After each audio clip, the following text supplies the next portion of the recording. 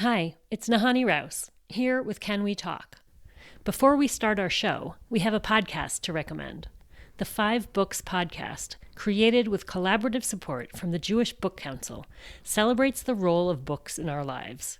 Each episode features a conversation between host Tali Rosenblatt-Cohen and a Jewish author about 5 books that have impacted their life. Recent guests include Jennifer Weiner, who pushes back against assimilationist last names, past Can We Talk guest Dara Horn, who gives a masterclass on the Tevye stories, and many more. Find the 5 Books podcast wherever you listen. Now, on to the show.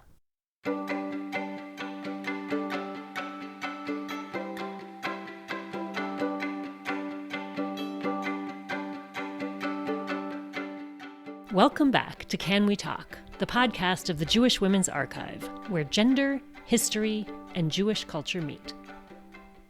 This month, 25 women will graduate from Yeshivat Maharat in New York.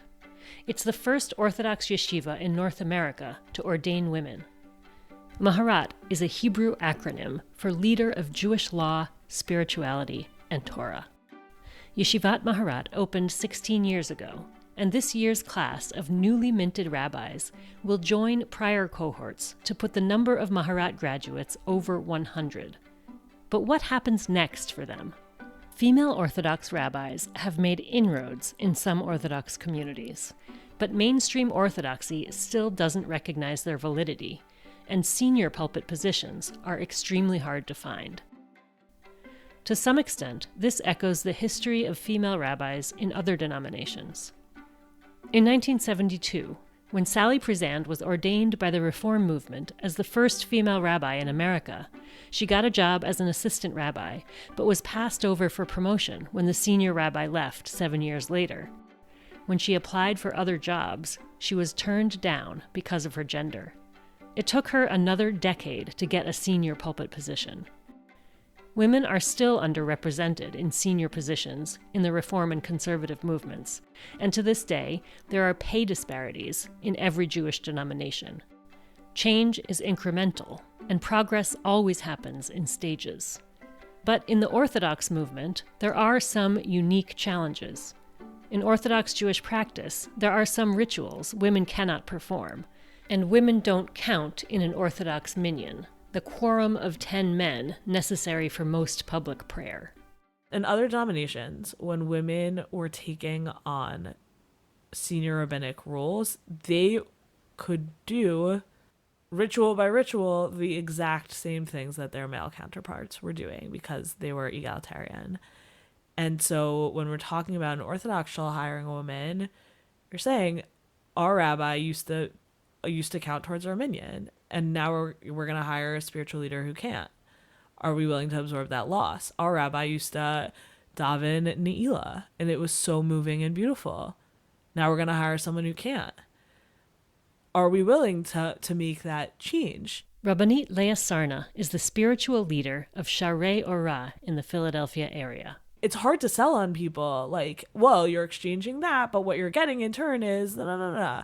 And coming up with what that value proposition is softer. It's harder. It's women are going to talk to me more readily about their health experiences. They're going to feel more comfortable asking me questions about nida. They're going to feel more empowered in their own Torah learning and observance because they are going to be able to see themselves in me in a way that they've never before been able to see themselves in a religious leader. That your daughters, when they play dress up, are going to dress up as a woman Torah person. And that's going to totally transform their entire relationship to Torah. Like, that's what we have to offer, right? But if we're saying that that's at the expense of, well, if you're only getting 10 men for your minyan now and you're replacing your rabbi with someone who doesn't count, then what's going to happen tomorrow? You're going to have 9 men for your minyan.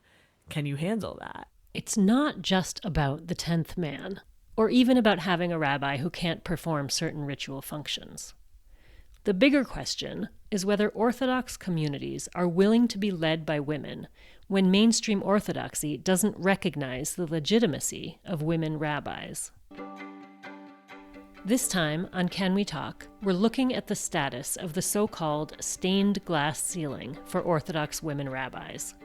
How are the graduates of Yeshivat Maharat faring as they search for top positions in the Orthodox community? We'll speak with Rabbanit Leah Sarna and Maharat Ruth Balinsky Friedman about their pulpit experiences, and with Yeshivat Maharat's founder and president, Rabba Sara Hurwitz. You may have noticed that the three rabbis just named use 3 different titles. We'll address that later in the episode. Maharat Ruth Balinsky Friedman was in the inaugural class of Yeshivat Maharat. She started in 2009 and got her smicha, or ordination, in 2013. She's now teaching Talmud at Charles E. Smith Jewish Day School in Rockville, Maryland. Teaching high school is part frustration, part total joy, part parenting, part pastoral, part life coach, all of the things. And I didn't realize how many of my synagogue skills I was going to be bringing into the job. But it's actually been really fun. Ruth didn't start her career as a teacher. As soon as she graduated from Maharat, she was hired for a junior clergy position at Ohev Shalom in Washington, D.C. She was one of the first female clergy members ever to be hired in an Orthodox synagogue in North America. For full disclosure, Ohev Shalom is my community. What was it like to settle into your role at Ohev? I mean, specifically from the perspective of how you were received as one of the first Orthodox female clergy ever. Well, I was lucky that Ohev did, I don't want to speak for them now, but I certainly at the time prided themselves on being different and going against the grain. And in that sense, I felt super welcomed and supported. I know, honestly, I only learned these things even still now. Someone will say, when you first came, I really wasn't supportive of the idea. But, and so I did not feel that at the time at all. I felt very much at home. Mm-hmm.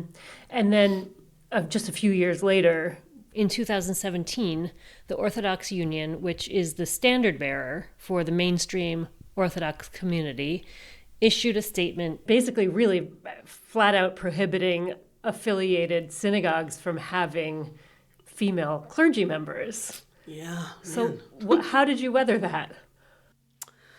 I think I grew up with a dad who, my dad is a graduate of Yeshiva University, a musmach, like a rabbi, and he's never had a problem calling people out when he disagreed with them, and I definitely was. So I think it was important that was modeled for me as a kid because it made me feel less intimidated. Also, Rabbi Herzfeld and the community more broadly were so supportive. I remember I gave the drasha the week that we had that meeting with them in person, and when I got up to speak, everyone gave a standing ovation or something. I was like, ah. But with that level of support at home, you can do anything. I never really cared much what they thought, to be perfectly honest. I was proud of the institutions that I was most affiliated with. I was really disappointed in a lot of modern Orthodox institutions, which seemed to be supporting the OU's position. It definitely at the time was, we cannot pinpoint any one thing that you do that we can say is wrong, but we are deeply uncomfortable with the idea that you are doing all of them and have a title. It was the title. Yes. That was the sticking point. People went through gymnastics to try to come up with a halachic issue with it, but the truth is people came up with different halachic issues, first of all, which tells you there isn't one, because if there was one, then they would all come up with the same one. But also, some even really conceded that there wasn't one halachic issue. They weren't comfortable with the title, right? Title implies equality, and they weren't ready for that.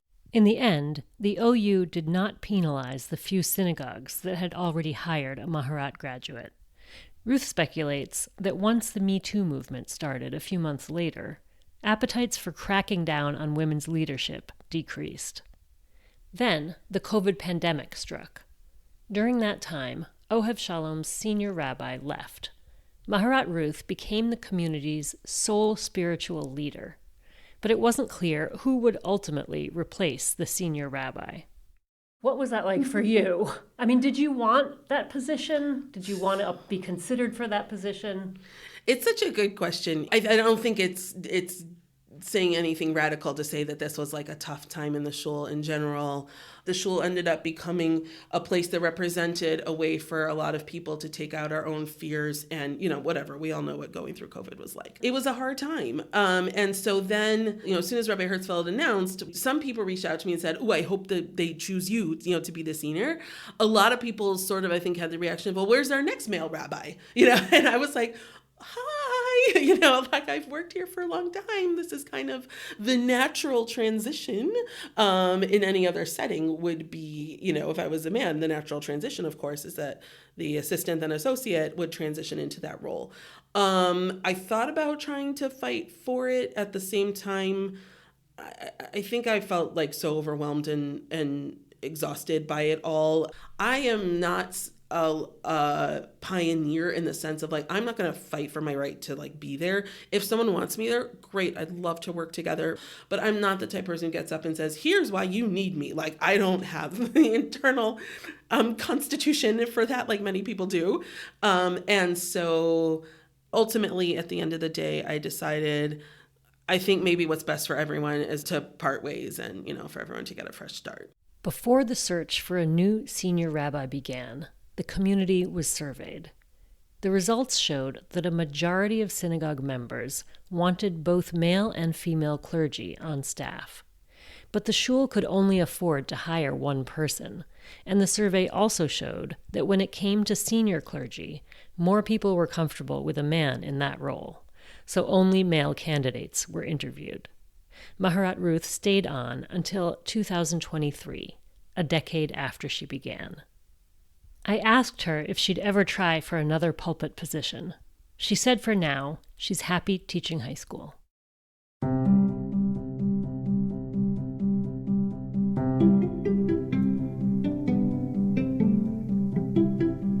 Rabbanit Leah Sarna was just about to finish high school in 2009 when Rabba Sara Hurwitz became the first Orthodox woman ordained in America and founded Yeshivat Maharat.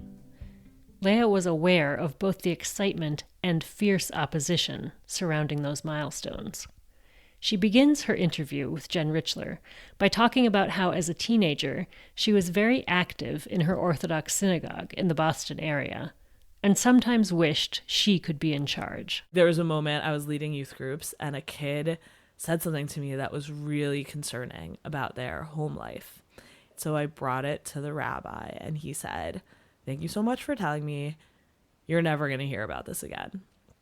And that was the right thing for him to have done. And I was like, I want the tools to help this kid. I want to be the person who knows what to do in this situation. And so there was like that side of things that was specifically sort of synagogue rabbinate, loving public speaking, loving sharing Torah, and loving that type of intimate involvement in people's lives and families. And then there was the other piece, which is I was at a modern Orthodox day school and I was learning Talmud and I loved it. But all my Talmud teachers were men and all the people in my community who were sort of Talmud experts were men. And so even though, you know, I loved learning and I was acing all my classes, and for my 16th birthday, my parents got me a full set of Talmud.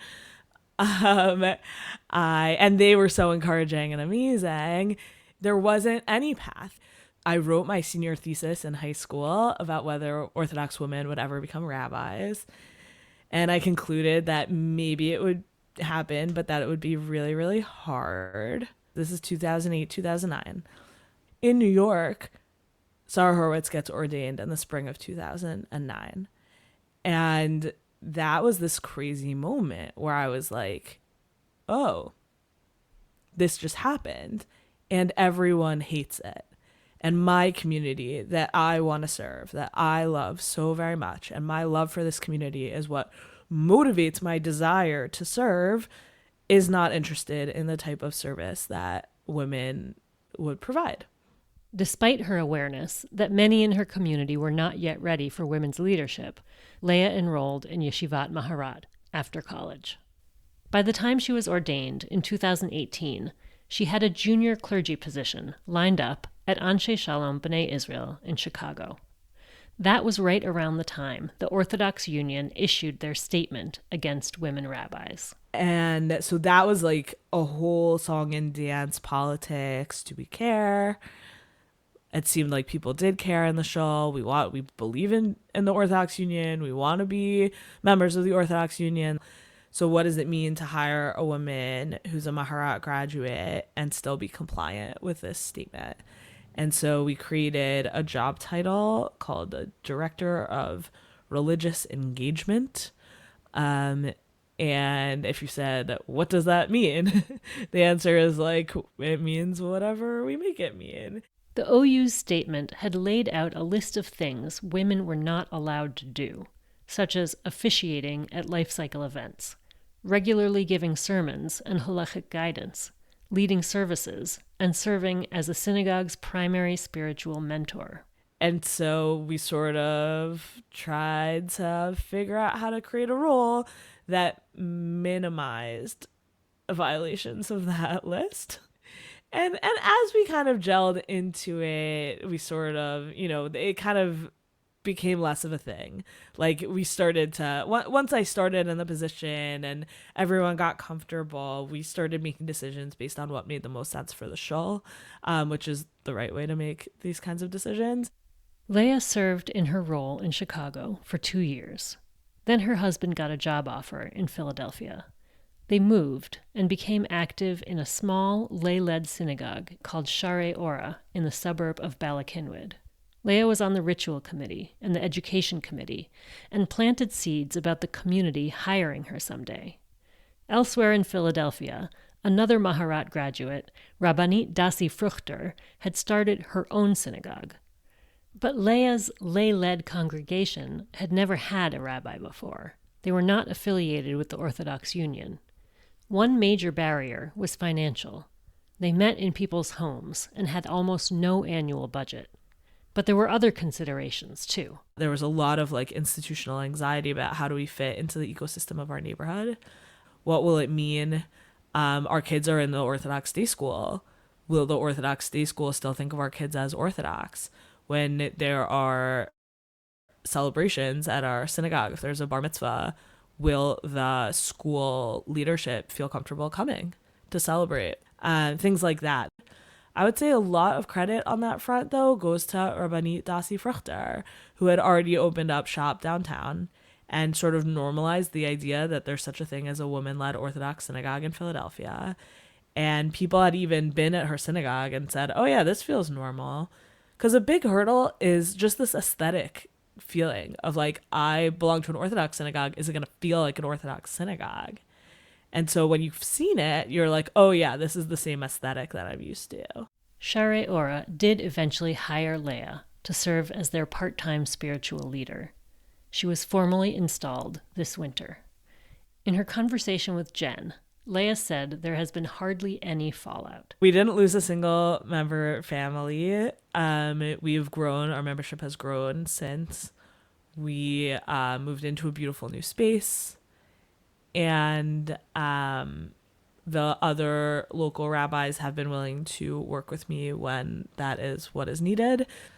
So yeah, there have been no nasty letters, no nothing like that. So can you talk a little bit about what functions you do and do not perform in your shul, in your community, in your congregation? Yeah.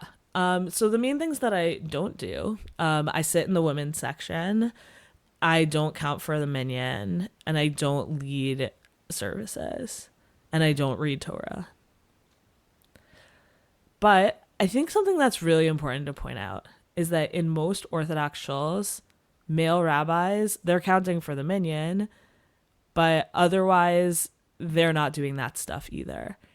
In normal Orthodox shuls, rabbis are not the ones reading Torah and they're not the ones leading services. So are you ever in a situation where you have to wrangle a daily minyan that you yourself don't count in? Oh, that has happened a lot. I really don't like it. And when I was hired in my current shell, I sort of said, like, just FYI, this is something I really hate doing. And let's make sure that this stays the Gabai's job and not mine. It's a pain to put together a minion, and like the added element of like, I need you guys to do this for me and I can't count towards it is not pleasant. As far as like what you do, what functions you do perform, can you talk a little bit about the roles that you do play? Yeah, for sure. So in a way, I still lead the service, right? So if we're calling page numbers, I'm the one calling page numbers. If we're introducing the Torah reading, I'll introduce the Torah reading. I give a sermon about every other week. I do a lot of answering Jewish legal questions. My congregants are very observant. They, things happen in their kitchens, things happen in their lives, all kinds of the whole gamut from I'm buying a new oven. I see there's all these new kind of Shabbat mode things. Like, what do I need to be thinking about? To like, I'm at the dentist and they want to put pig grafts into my mouth. Like, what's the story with that? And then also my absolute favorite questions are when parents are learning Torah with their kids and then the kids ask them a question, they don't know the answer, and then they pass it along to me. So because I love creating environments where parents feel empowered to study Torah with their kids, I give a Gemara class every week, and I do a good amount of pastoral care also. From where you sit right now, what's your sense of how easy or not it is for a woman to get a job in a senior rabbinic role in an Orthodox shul? It is virtually impossible. You can count on two hands the number of women in senior synagogue positions. Each one of those either created their own institution or had to really take a hit in order to get there as a co-senior, or they just got insanely lucky, and that's basically me. The real story is the lay leaders. Like, I just showed up here and made myself the most talented rabbi I could possibly become. But like, that doesn't get you hired. What gets you hired is lay leaders who convince a whole community of people that they should put their gold together and hire you.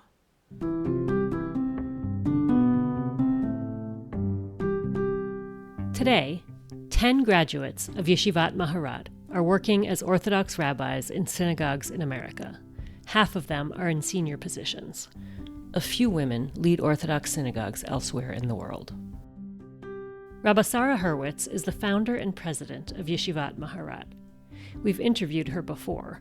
Check out Can We Talk's 2022 episode, A Half Century of Women Rabbis.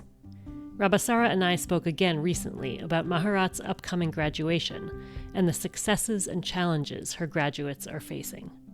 We are in our 16th year, and I don't think I would have imagined that in that short time we would be hitting our 100th graduate this June. And so that feels momentous and celebratory. It feels like a tipping point. It's like an inevitability now, and we're here to stay. And I think that we're already preparing for the next 100 graduates that will be put out into pulpits and in chaplaincies and in schools and on Hill College campuses. It feels exciting. When we talked to Rabbanit Leah Sarna, she talked about how very difficult it has been for women to achieve senior clergy positions. Has this been more difficult than you anticipated for women to get to that level of success? I think Rabbanit Leah Sarna is correct in that it is hard to come by.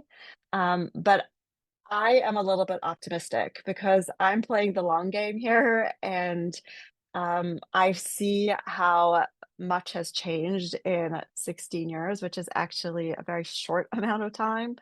And I think that if you look at other communities, like in the Reform movement or in the conservative movement, it just took a long time for women to emerge as senior level professionals. But I think now that we're working on it, I see the needle moving little by little. We have 2 students this year who have opened up their own synagogue in Paris. I have another student who's building her own synagogue in New Jersey. I see it happening. It's slow, but it is moving in the right direction. Is there something particularly challenging for the Orthodox community that may not exist for other communities? I think it's just not normative for Orthodox community leaders to look at at the front of the room on the bima and imagine their female leaders as the senior pulpit authority. And I think that takes getting used to, just like everything else takes getting used to.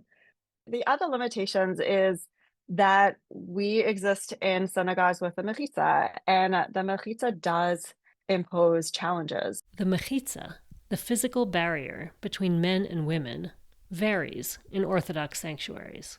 Sometimes it divides a space right down the middle. Sometimes it creates a women's section on the side.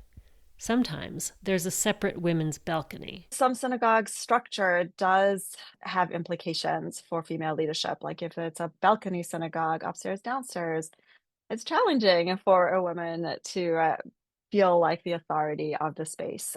If the mechitza is not down the center, like it is at my shul or in some other synagogues, that is challenging. And so there are like structural ways in which we need to sort of move to allow space, like literally the space to accommodate more senior female leaders. Why would somebody want to be the leader of a shul where they have to sit in the balcony? It's the $1,000,000 question, right? Why don't we just get ordained by the other movements who have already accepted women as its full leaders? And I can just think about not only my experience, but I think what I've heard from my colleagues on the ground is that we chose or grew up in the Orthodox community. It's our community, and there's something really special about pushing the boundaries of the Beit Midrash, of the synagogue, of the study halls to allow women to lead from within. I don't like the idea that I have to leave just because there's no obvious space. I'd rather stay and figure out how to include and incorporate women's voices at every level. So I'm thinking about Maharat Ruth Balinsky Friedman, who we interviewed for this episode, who was in Yeshivat Maharat's first graduating class and who is now teaching Talmud at a DC area high school and is not in a public position. So in thinking about her story, I'm wondering, have Maharat's goals changed or broadened? I've given a lot of thought to this question, and I do think that at the beginning, the first classes of graduates at Maharat were excited by the opportunity to enter into pulpit positions in synagogues because that was an unexplored, uncharted area, and so many of our first graduates did go into pulpit positions. But I believe that the rabbinate is broad and you can have a pulpit from multiple platforms. Just piggybacking on what Ruth has shared, her pulpit is her classroom, and think about the impact that she's having not only on the kids and the students that she's teaching, but how that filters back into their families. And I think that people see her as clergy.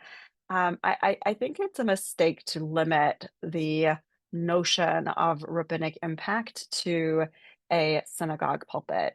I really truly believe that you can have true rabbinic impact from a hospital bed, as a chaplain, as a teacher in a school, as an educator of adults, as somebody who is involved in, organizational development, as well as the women who are in pulpit positions.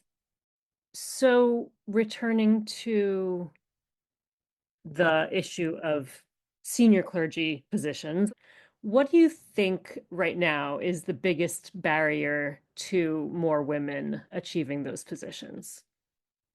I think that there's fear on behalf of some of the rabbinic male figures stepping back and relinquishing some control and authority. I think it's fear amongst some community members and lay members that their vision of what a rabbi is supposed to look like and do may not be fulfilled. Um, you can't be what you can't see. You can't like embrace the role of a woman in senior positions unless you are able to engage with it, see it, and understand it.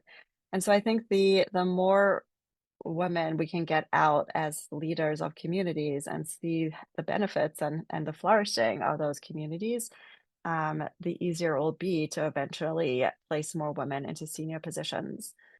So in 2017, the Orthodox Union, the OU, came out with a statement saying, we believe that a woman should not be appointed to serve in a clergy position.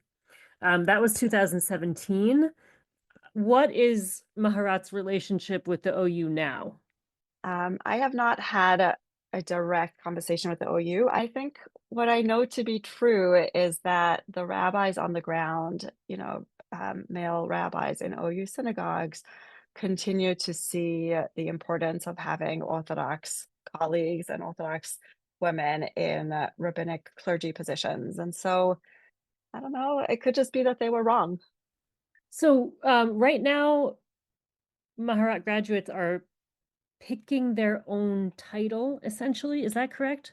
Maharat does not have one title that we give. We want the hiring institution as well as the graduates to determine the best title for them.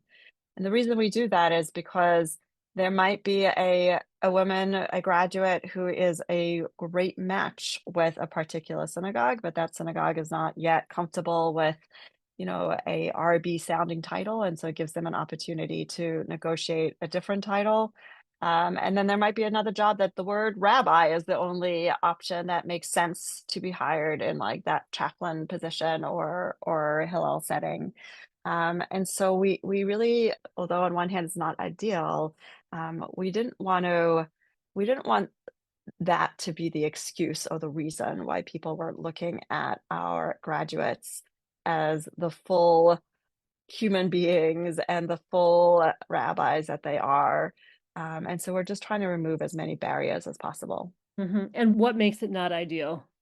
Well, I think that there's strength in having the same title, right? Like I have to do a lot of work to help people understand that all these titles mean rabbi, and that when I'm filling out my medical form for my profession, I write rabbi because that's my job, that's who I am, that's my identity, that's what I do on a day-to-day basis. And so it would be easier if the title matched what I know the job is and what the identity is. But it is what it is. I think that the array of titles has actually allowed more women to flourish in more positions. We've been talking a lot about opportunities for women who are graduates of Yeshivat Maharat and ways that their careers can go in multiple directions and be very rich. And I would just like to end by hearing from you why you think the community needs female leaders. What does the community need from women? Listen, every single rabbi has something unique to offer. I want to be careful about making broad gender statements, but I do think that having women who have had experiences that maybe men don't have is so beneficial for community members. I think that there's so much work to do in the community. We're at a time where there's a lot of trauma and darkness. I think that people are seeking and searching rabbinic leaders, and to not elevate and educate and give platforms to 50% of the population would be a loss to the whole community, from little boys and little girls up to elderly or adults. I think the community is better off having more leaders who choose to serve. The work is not always easy. It's really truly holy work. It's a privilege to do it, but it's a huge responsibility. And for those who in their kishkas can't imagine doing anything else. What a shame it would be for the community to overlook those leaders as their core rabbinic figures and role models. Rabba Sara Hurwitz is founder and president of Yeshivat Maharat. You also heard from Maharat Ruth Balinsky Friedman and Rabbanit Leah Sarna. Mazal Tov to the class of 2025 Maharat graduates who are being ordained this month. Thank you for joining us for Can We Talk, the podcast of the Jewish Women's Archive. Our team includes Jen Richler and Judith Rosenbaum. Our theme music is by Girls in Trouble. You also heard Tiny Putty from Blue Dot Sessions. Find us online at jwa.org/canwetalk. I'm Nahani Rouse. Until next time.